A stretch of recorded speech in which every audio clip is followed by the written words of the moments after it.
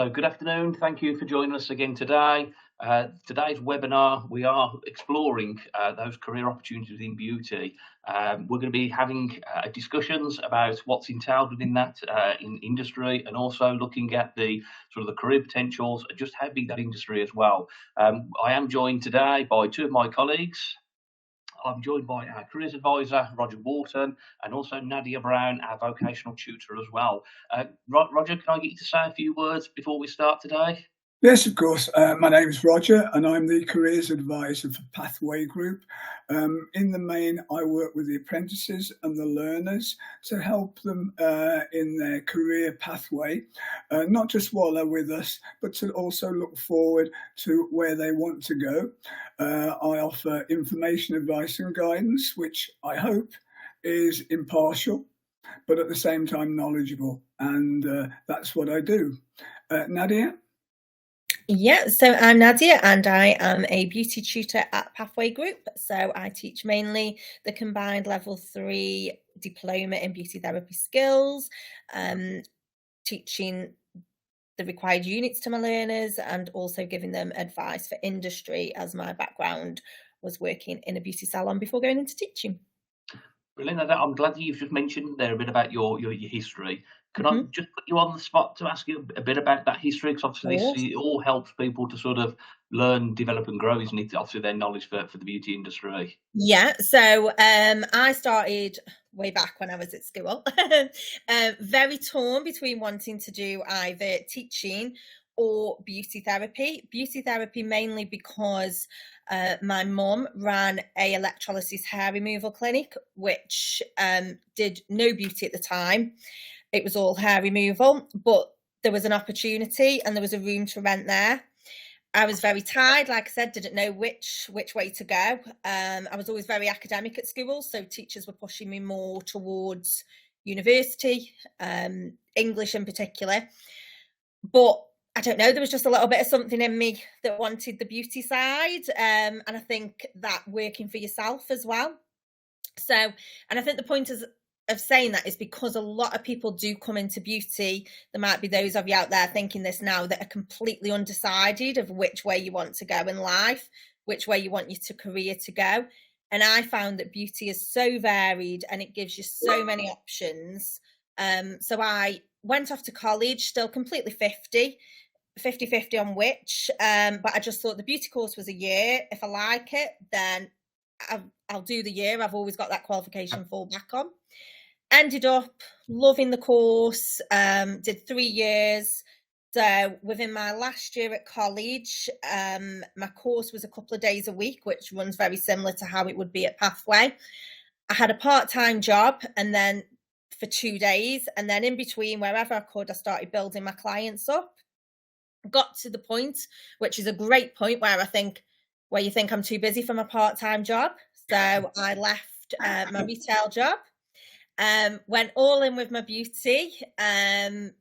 Everything that the combined course offers, I delivered in salon, and it was not easy. I'll say that. I think I went into it 18 with the naivety of thinking I'm going into my mum's business. Clients are just going to be there and waiting. I found out that they were not. So I went round literally everywhere with leaflets. You were back in the days of having leaflets and yellow pages. So went out and I just built up from there, built my clients up. I, by chance, got into doing wedding makeups, started doing the wedding shows. So then I quickly got really busy with weddings. That was a big part of my day-to-day. Travelled all over Staffordshire, worked at some amazing venues. I've done weddings from one bride, groups of 10. I did pamper parties, children's pamper parties, adults pamper parties, makeup for wedding show, catwalk shows that they have on. I did lots of charity work as well. It can take you down that route. So for the local hospice, I worked in a residential home for the elderly 1 day a week, doing treatments there. And then teaching was always in the background for me. But then it was, for me personally, it was health reasons. And after a period of being ill, I wasn't able to do the beauty treatments like I did before, such as your massage. So teaching, I went into teaching from there. But I think it just shows how varied the industry is, and how it's such a career that is so adaptable to whatever life throws at you. Absolutely. I think you've covered a lot of what we've got sort of planned as we go through. I think you've covered it all in it's fantastic. And I think it's sort of noteworthy as well how, it's sort of going into beauty, not necessarily thinking, teaching is the way forward, but obviously at that young age, having an idea of, I want to go into teaching, whether it's supporting people and sort of educating them and giving that advice. It's sort of been able to bring both of them together, which is always, an even better element to it all. Yeah, brilliant. Definitely. Well, Nadia, that just sort of assures me that you're the right person to bring on here and explore some of this. Everything you covered there, we will dive into a little bit more detail as we sort of go through. So for those that are interested more about, what does a beauty therapist do, that we do sort of push and encourage you to access the National Career Service information. There's plenty of advice and guidance.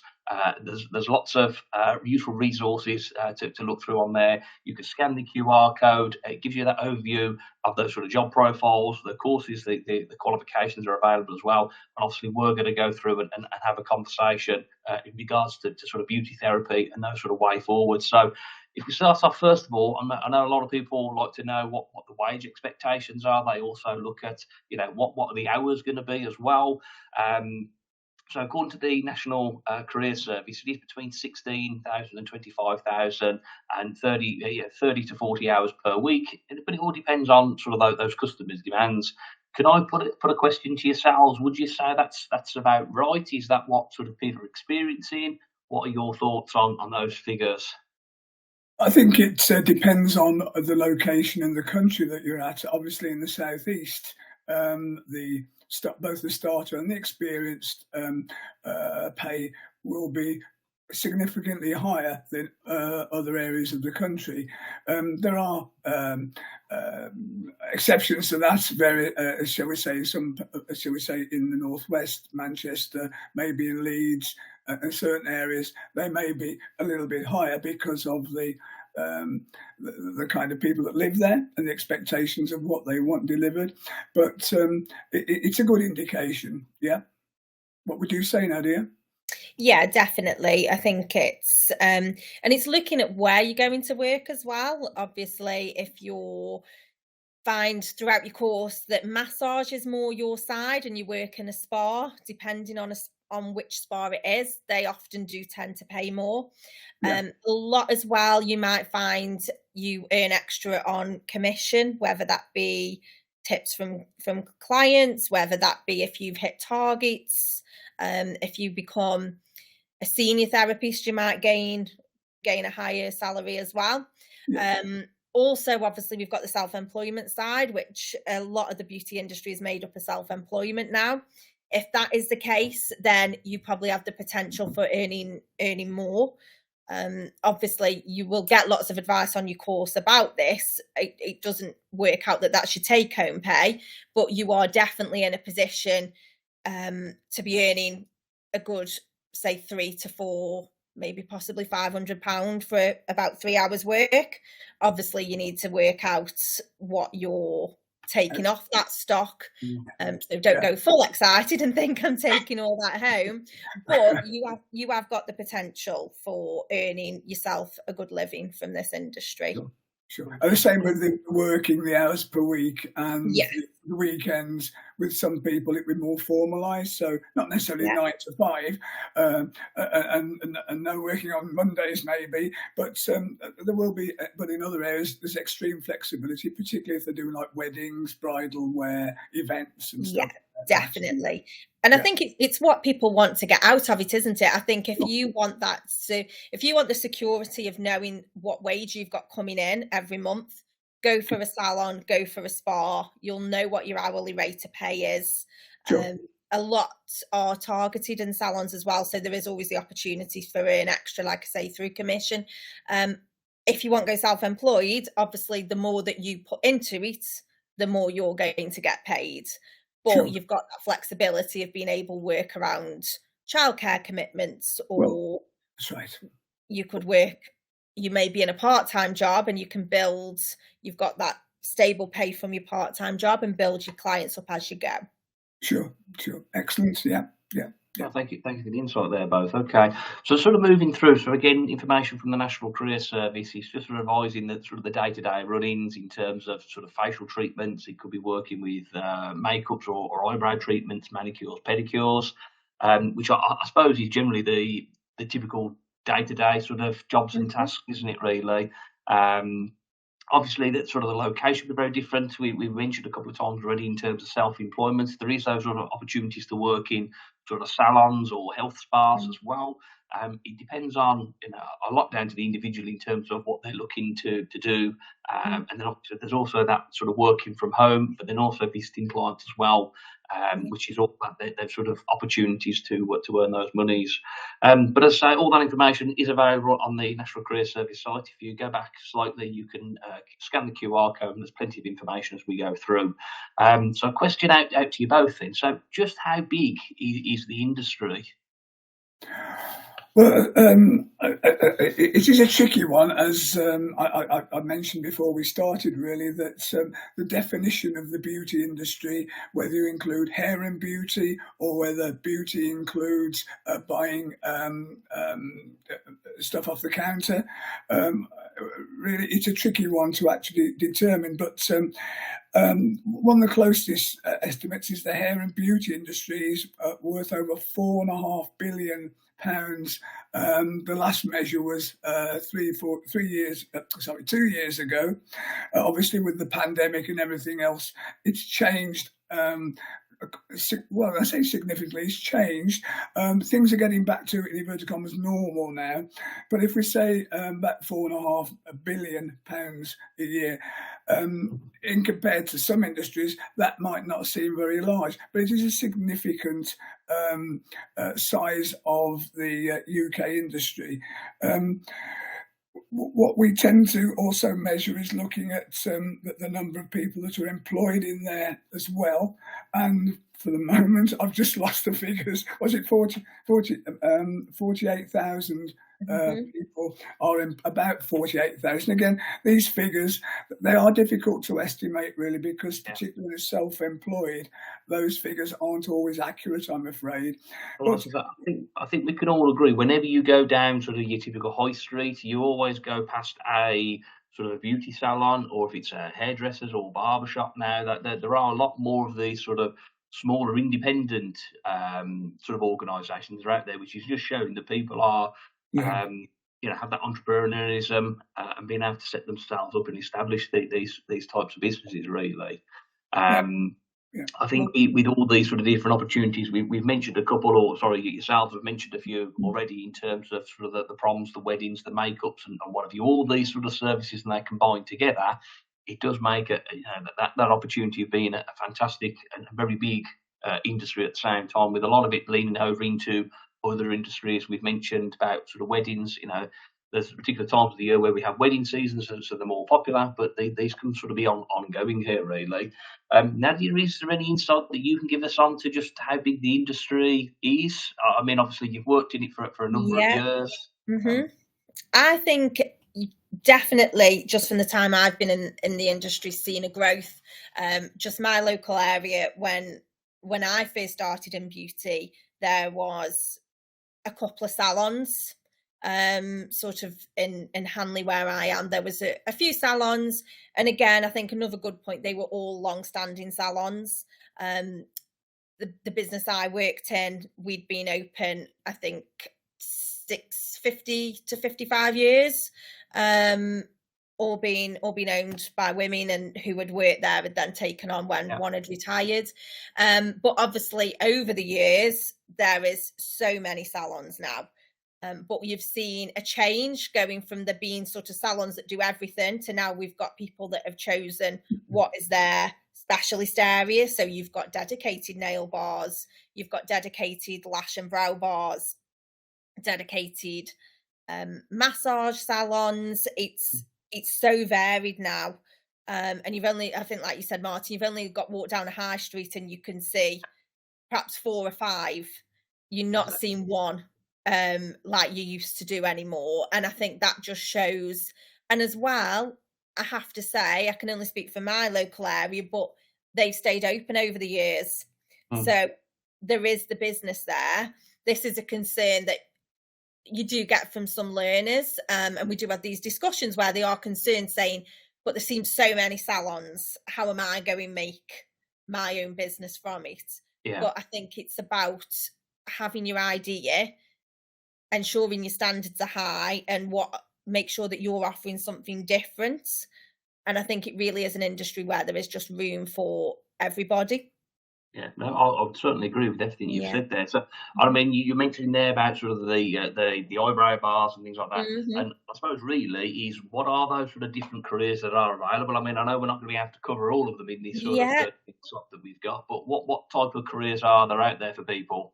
I think everybody comes into beauty, and what you typically normally find, now and then you will get somebody who is very competent in everything. But it's also, you've got to think, you're going to be doing these treatments day in, day out. That's how you're earning a living. So you want to also be doing something that you enjoy, which I think is where the opportunity has risen for people to specialise. So such as lashes and brows are huge. They've gone from being more a special occasion treat, I'd say, from like when I started out, to being something that people just see as a maintenance treatment. So they will, without question, no matter what else is going on in their life, no matter what other bills, people want the lashes done, they want their eyebrows done. And I think because of that, you are now able, which I do say to all my learners, you could quite easily create a business that is just based on lashes and brows. And then within that, you become a specialist with that. So you may be offering your standard, more level 2 treatments, such as your lash and brow tints, eyebrow shaping, but then you may also be doing lash extensions, your semi-permanent lashes, weekend lashes, but then you may also go on to your more advanced eyebrow treatments, such as microblading, the tattoo for eyebrows. So you've got lots of options within that. You may be somebody who enjoys the makeup on your beauty course, and then you may go fully down the makeup route, weddings, proms. People now, again, it used to be a treat. More and more people now will pay for makeup just for a night out. Where do you see the major growth areas, would you say, Nadia? I think without doubt lashes and brows, 100%. Makeup, definitely. And I would say, I think again though, nails, obviously, I think nails has been a sort of a common denominator of the beauty industry for a long time. But then I think since COVID as well, you've got a far higher rise in people wanting to go into your holistic treatments. Sure. I think going in the bubble that we were all forced to in COVID, more people became aware. Everybody had a bit more time to think for themselves and think about their own well-being. Yeah. So I think it shows, if you go any of the large beauty shows, there is far more stands now for aromatherapy, sustainability, that kind of thing as well. Yeah. And I think far more people are now prioritising, again, rather than that being a treat, such as going to a spa, far more people are actually thinking, no, I want to spend my money on having a massage once a month. Sure. What about male grooming and that? Is that becoming more of an issue? Yeah, male grooming, definitely. Again, I think, I mean, I've been in the industry now for, I think, it's about 17, 18 years. Surely not. Yeah, from the off, I've had a good amount of male clients, but I think society's perceptions change over the years, which is great. I think now it's far more not just seen as acceptable, which it should have been anyway, but it's far more than normal now for men to invest in their own male grooming. So I think I noticed again years back, it was facial skincare for men was quite common. Yeah. But now I think it's upped in terms of men are the same in terms of eyebrows as well. Because I always think with men particularly, it's closet grooming. In other words, that they buy stuff online or in Boots, and then they go back home and they try it. Do you find that men are coming into establishments and asking for this kind of work? Yeah, definitely. I think like facial skincare, brow tints, brow shapes, lash tints. There was an up in lash tints. I used to have quite a few males for lash tints because you can adapt the treatments. Sure. So they can have obviously something, typically, again, not all clients, but typically they may want something more neutral. But yeah, definitely male manicures. Sure. Okay. And do you think that may well influence one way or the other? Because around 90% of the employees or the workers in the beauty industry are females. Yeah? We can discuss whether it's 91 or 89. It doesn't really matter. Do you think because of this there will be more males joining the industry work? I think so. Yes, definitely. I mean, I've had experience in myself of male learners, and they often come in with a very set career path, which is male grooming, and they have done a lot of research and have noticed that there is far more demand for it. I think it ties in. Again, I think it just shows how the industry is changing. If you look at how many barbershops there is now, they are everywhere. So I think there's more demand again for male grooming in general. So with that, it changes. And I think it is, like I say, they're often coming, the students I've had are coming from the perspective of male grooming, but then we've got a lot of well-known makeup artists that are male. A lot of well-known nail techs that are male. I mean, even if you want to go back in history, your makeup brand Max Factor was founded by a male. He created Max Factor. So there has been historically that influence throughout the beauty industry. So yeah, I think it's definitely opening it up more so. And tangentially, again, we have to be careful here with like Black, Asian and multi-ethnic ethnicity, the customers there. There could be a focus on that in certain places, certain establishments, because of the different skills that are needed with the different types and hair types, as we know from the hairdressing and things like that. Yeah, definitely. And this is the thing, because obviously every skin type will react differently. So I think there's far more education now on treating each individual skin type and recognizing that there will be differences and how to treat that correctly. Yeah, that's cool. And as we sort of move through, I mean, I know you've touched quite a bit on it as we've sort of gone through and spoke anyway, but just to look at the different sort of skills, just the different types of qualification skills that are required to be that beauty therapist to sort of move forward. Yeah, so I think what I really push into my learners is there are so many courses out there now for beauty, and there is a lot of fast track courses. What will stand you in good stead for your whole career is a solid diploma. A majority of beauty salons, if you're going to work in a beauty salon to be employed, or if you're going to work in a spa, or if you're going to work on a cruise ship, will want a level 3 qualification. So your level 2 qualification, if we go straight back to level 1, just briefly, level 1 is basically giving you the qualification to be a salon junior. So you can help out, but you can't work on clients. A level 2 is then going to allow you to be qualified to deliver your sort of what I always class as your standard beauty treatment. So your facials, your lash and brow tinting, your waxing. Level 3 is giving you that full beauty specialist diploma. So you're getting all the anatomy side, so you're fully understanding how the human body works.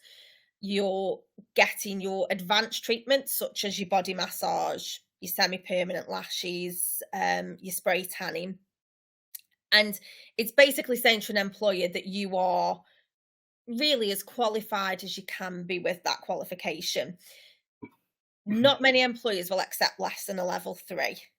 So it's really important that you're aiming for that level 3 qualification. But then also from a self-employed perspective, you are obviously only insured to do the treatments that you are qualified to do. Yeah. So again, you've got far more career options if you've got that level 3 qualification. There's a big demand now for the more advanced treatments. Spoke about some earlier, microblading, your advanced skincare, laser hair removal. Obviously, there's a rise in your more cosmetic procedures such as Botox. The beauty industry is quite hard to regulate in terms of insurance and making people, but this is something that I've been a member of BABTAC for many years now. It's something that they've been sort of battling against for quite a few years, is making sure people have got the qualifications. If you go on the BABTAC website for insurance, their prerequisite for majority of those treatments is that you have a level 3 qualification.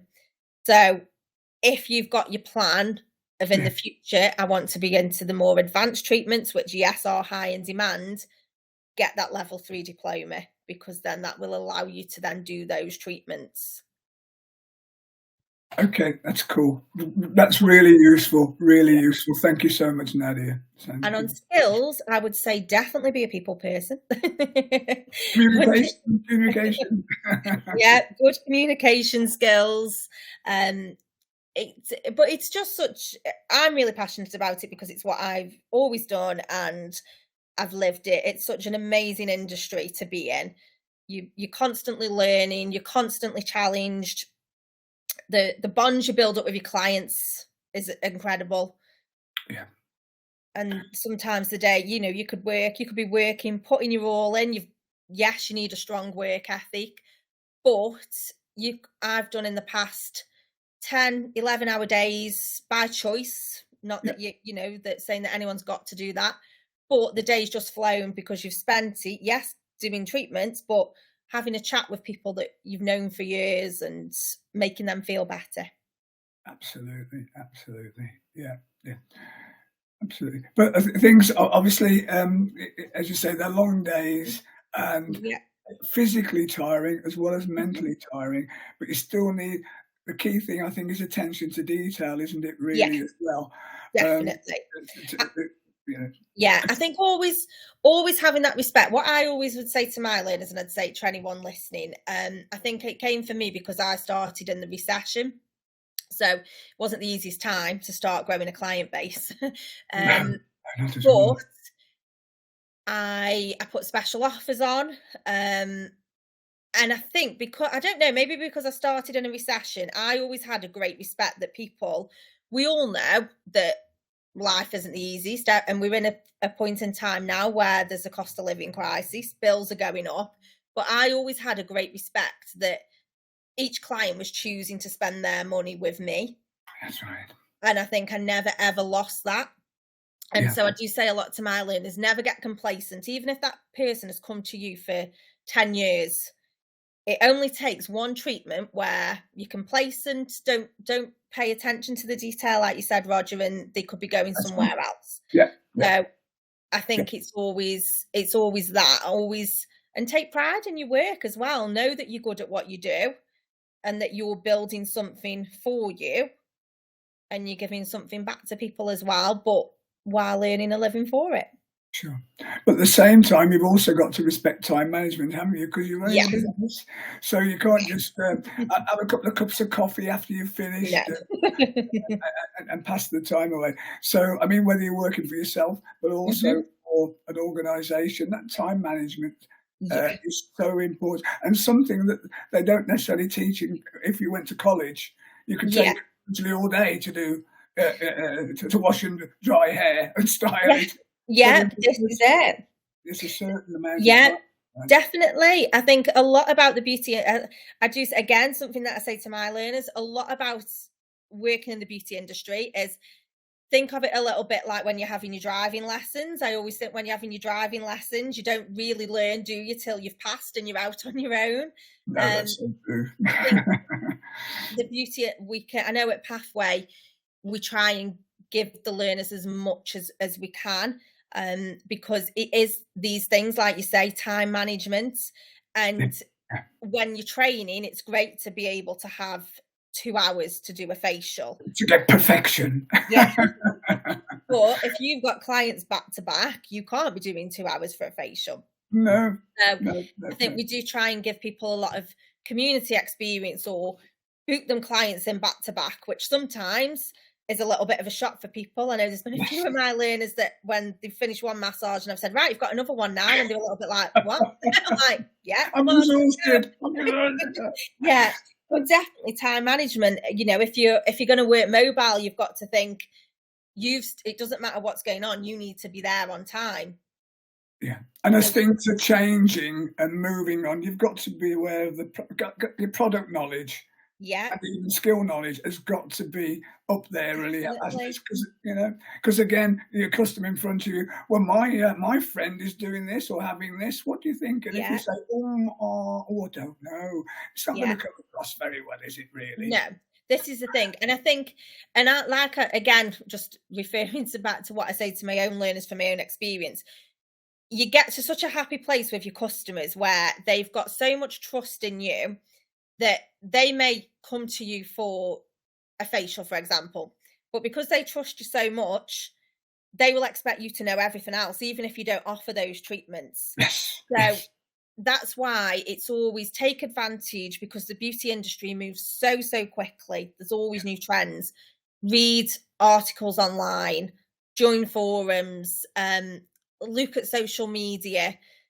Always, obviously, I do always say word of warning when you look at social media, check that things are actually what they are. Yes. Yeah, what they are. But keep up to date with the new trends, just so you are aware of them. And like you say, and then you're not put in a situation with your client where they're asking you something and you don't know. Well, training and learning new skills never ends, does it, Nadia? Never ends. No, this is it. But then again, another benefit of your level 3 diploma, I always think with beauty, you can't beat a course where you're actually in person. It's a practical skill. Yeah. But once you've got that level 3 diploma, you've got so many options for CPD online of little top-ups. So again, you can become more specialist in that area that you want to do.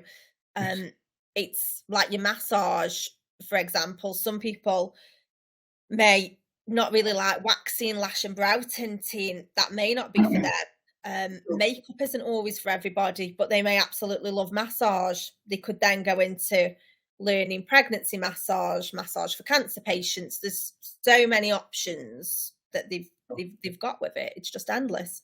Excellent stuff. Very good. Just to jump in there, so I know you guys are having a good discussion, which is fantastic to see. I think what I find is, as we've sort of gone through, we've talked a lot about this combined beauty therapy skills program. I think the way to sort of summarise it is, it's that that introduction for all these sort of treatments and really to introduce people into the industry. It is that level 3, as you've been mentioning. It is that opportunity of gaining that insurance, gaining that employment within those industries as well. It's just the fact that people may have different areas they're going to go through and specialise. So we mentioned about eyebrow tinting and whatever we've talked about sort of massage treatments and things as well. I think that's sort of the key thing, isn't it, really, is there's an opportunity of trying a bit of everything, really, and then being able to sort of move forward and sort of move on it from there as well. And I think as we've sort of gone through as well, we've talked a lot about the sort of the areas that people can actually do advancements within this industry as well. Yeah. I think really we've naturally covered a lot of what we sort of planned to. We're going to have a conversation about that. I think we've actually come out, which is very good to see, really.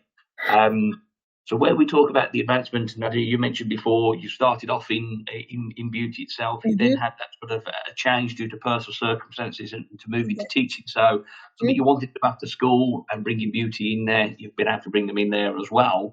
Obviously, Roger, what you also do as well is support people in terms of considering what those next steps are. So not only do we try to do these informative sessions for people, the tutors are there to sort of support and give that sort of advice and guidance as well. But I know you've been doing some good work as well with some the individuals in terms of them looking at job opportunities and also sort of self-employment as a consideration as well. Really, the industry is full of all these opportunities for people to move into. It hasn't got that, and even when they go into the industry, they haven't got to have that clear route of this is what I want to go in and do. It will, as it sort of branches out. We've mentioned about some of the sort of the more up-to-date trends and sort of things as well. Things are always sort of constantly changing. It's very hard to predict what the industry will be doing in 5 and 10 years' time.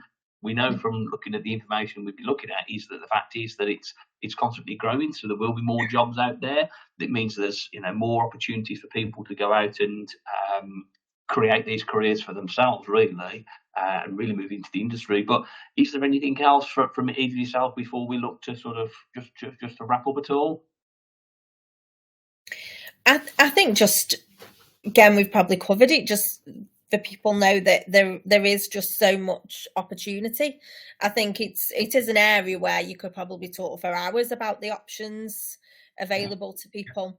And I think for anybody, I think it's natural sometimes for people be, like I said earlier, a bit unsure about what they want to do. I think the level 3 combined course in particular, it just gives you such a wide range.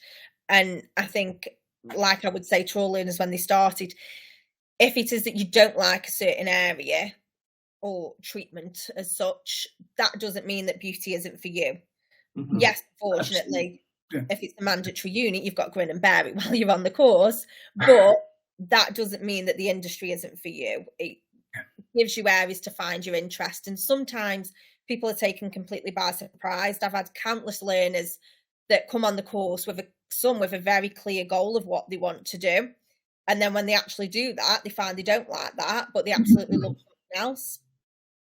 And I think it just gives you so many options. Like we said, you can be self-employed, go in a spa, go work in a salon, work abroad, the cruise ships. I think we've just touched on the cruise ships briefly, but that, especially if you're somebody with no commitments or you want a lifestyle change, go off on a cruise ship for 6 to 9 months.